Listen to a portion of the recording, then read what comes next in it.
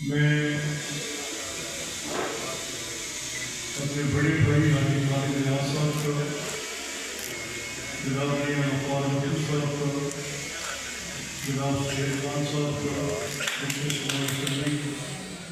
جناب کاشف منصوبہ صاحب، تھلے کر دو موبائل جناب بند کر طارق صاحب، جناب ذوالفقار گھون صاحب ڈپٹی کمشنر، جناب کامران اصغر صاحب ڈی پی او، جناب شفیق صاحب پرنسپل ڈی پی ایس، جناب میاں فروغی صاحب، جناب میاں امام باری صاحب رکن صوبائی اسمبلی، اور جناب چودھری احمد صاحب صدر پریس کلب،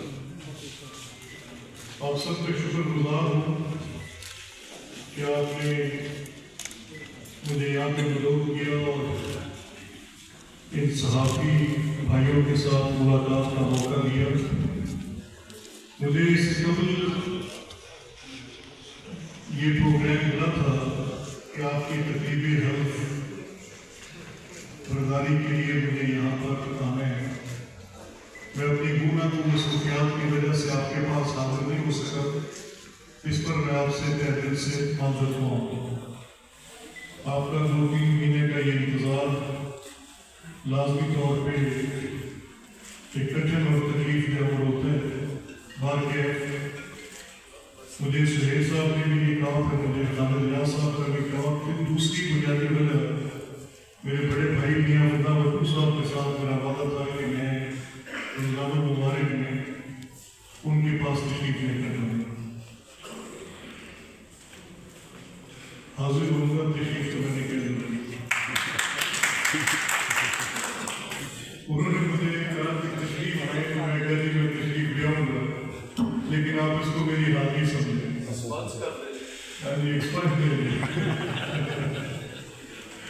تو میں نے ان سے اصرار کیا کہ آپ مجھے تشریف آوری پہ نہ کہیں، مجھے حاضری پر حکم دیا کریں، آپ بڑے بھائی ہیں، مجھے ان کا بے تحاشا احترام ہے۔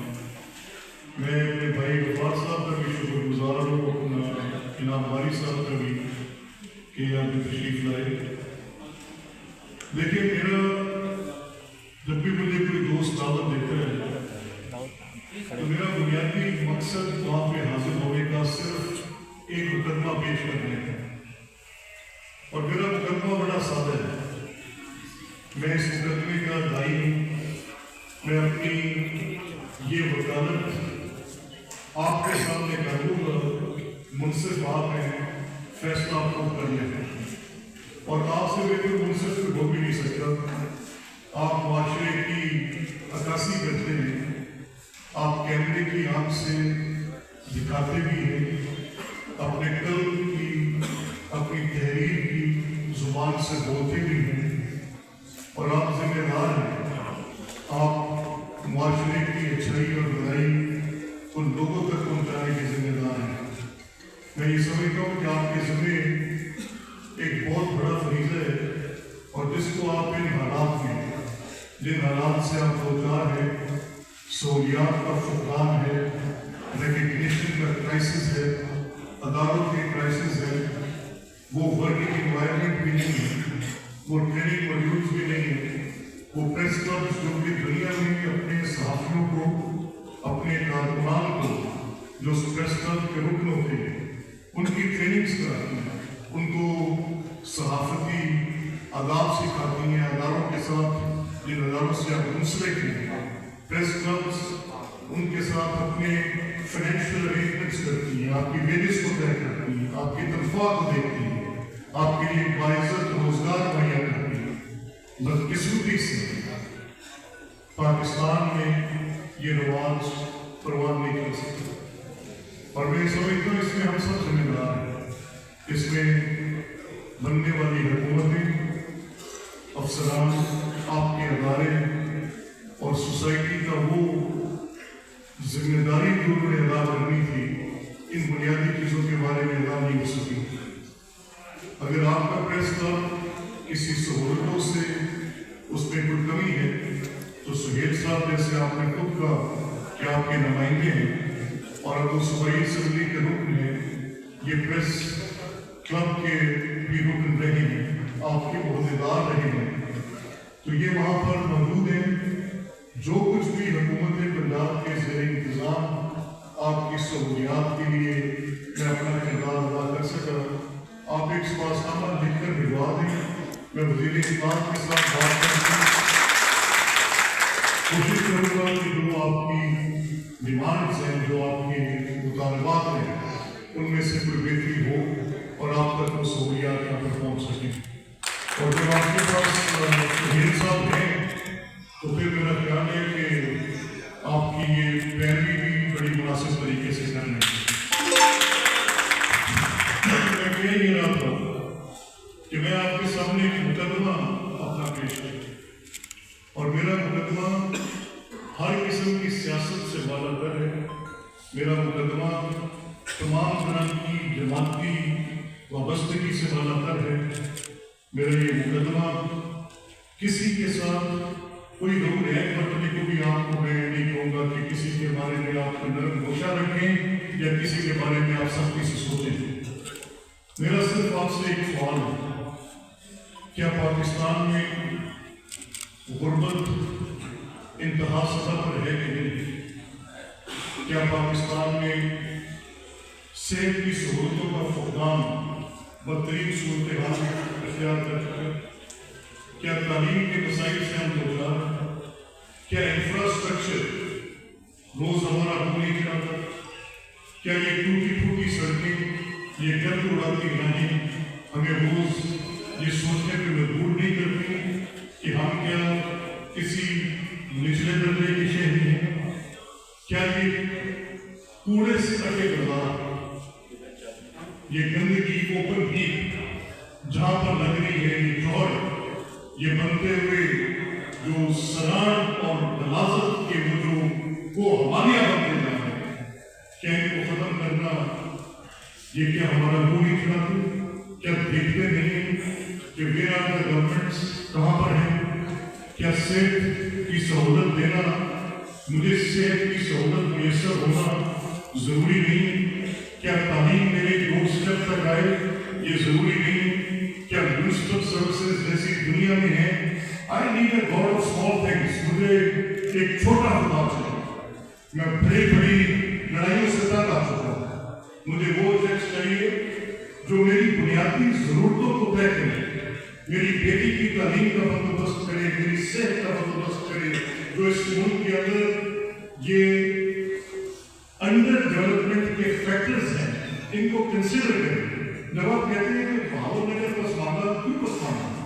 بہاول نگر کی زرعی زمین بڑی شاندار ہے، بہاول نگر کے اندر کاروباری افراد خالد ریاض صاحب جیسے جو پاکستان کی سب سے بڑی فورن ڈائریکٹ انویسٹمنٹ کو آرام کرنے سے ظاہر ہونے گا، جو چند سالوں کے اندر ایک پاکستان کی بڑی ملٹی نیشنل کمپنی بن کے کھڑے ہو سکتے ہیں۔ میں کیسے مانوں کہ بہاول نگر پسند ہے؟ بہاول نگر ڈپرائیو ہے، بہاول نگر سہولتوں کے فقدان کا شکار ہے، بہاول نگر کے اندر یہ جو مسائل میں نے آپ کو گن کے بتائے ان کی ضرورت ہے۔ میں آپ کے سامنے جو مقدمہ رکھ رہا ہوں وہ صرف ایک لفظ کے ساتھ دیا تھا کہ کیا ملک کے اندر سیاسی استحکام ہونا چاہیے یا نہیں ہونا چاہیے؟ ہونا چاہیے۔ اور میں کسی کے خلاف کوئی یہاں پر بھی ایک میں نے آپ سے کہا کیونکہ میں آئینی عہدے پر ہوں اور میں کسی کے خلاف بات کرنے کا میں اپنے حلف سے بے وفائی نہیں کر سکتا۔ میں نے یہ حلف اٹھایا ہے کہ میں نے اپنی ایک حیثیت کے مطابق ایک آئینی ذمہ داری ادا کرنی ہے۔ میں مس کرتا ہوں اپنا وہ رول میرا کبھی ٹی وی پہ تھا، میں بڑی اسٹرانگ پوزیشنز لیتا تھا۔ میں جب عمران کا سورج سوا نیزے پر تھا، ببانگی قدم روز 8 سے 11 ہر ٹیلی ویژن پر بیٹھ کر ان کی سیاست کا نہ صرف ناقد تھا، ان کا بدترین مخالف تھا۔ ان کے خلاف میں اپنے جذبات کا اظہار تب کرتا تھا جب زبان کھولنے پر پابند سلاسل کر دیا جاتا تھا، جب بات کرنے کے پہلے تھے، جب آپ کو اس بات کی سزا دی جاتی تھی کہ اگر آج آپ نے حکمران کے خلاف بات کی تو آپ کے لیے سوائے پابند سلاسل ہونے کے کوئی رستہ نہیں ہوں. تو آج پھر میں کیوں نہیں کر رہا؟ کیونکہ میں اپنے آئین کی اس حرف کی پاسداری کرنا مجھ پر لازم ہے. تو میں صرف آپ کے سامنے ایک مقدمہ رکھ کر آپ سے اجازت چاہوں گا، پھر آپ کی تقریب ہے. کیا جرم کرنا کسی کا سیاسی حق ہو سکتا ہے؟ کیا کسی کا گھر جلانا کوئی سیاست ہے؟ کیا ملک میں انتشار کرنا کوئی سیاست ہے؟ کیا چھاؤنیوں کو نزل آتش کرنا کوئی سیاست ہے؟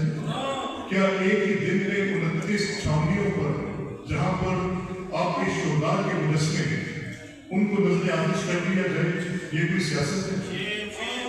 میں نہیں مانتا. اگر کسی غریب آدمی کی جھونپڑی جلا دی جائے نا، جھونپڑی، تو تب بھی ناقابل ضمانت جرم کا ارتکاب ہوتا ہے، اور اس کے بعد پھر جو سزا ہوتی ہے وہ آپ جانتے ہیں. تو میری آپ سے یہ درخواست ہے کہ آپ اس میں اپنا کردار ادا کریں، آپ اس کی ڈیولپمنٹ کی خاطر اپنا کردار ادا کریں، اور آپ کے ذمے کہ آپ اس معاشرے کی درست رہنمائی حاصل کریں. میں ایک دفعہ پھر منتظمین کا، سہیل صاحب کا، مجھے طاہر صاحب نے کہا اطلاع دی آج کیونکہ سائیوال میں ایک چیمبر آف کامرس کی بھی کوئی تقریب تھی، وہاں پر جانا تھا. لوگوں نے حکم کیا، میں نے کہا بالکل نازمی طور پر حاضر ہوں گے، کیونکہ رمضان المبارک میں میاں فدا صاحب کے پاس میں نے حاضر ہونے کا میرا خیال تھا کہ تب پہ رکھیں گے. تو انہوں نے کہا یہ آپ پہلے 3 مہینے سے وفا کرتے ہیں اور بہتر ہے کہ آپ آج وہاں پر آئیں.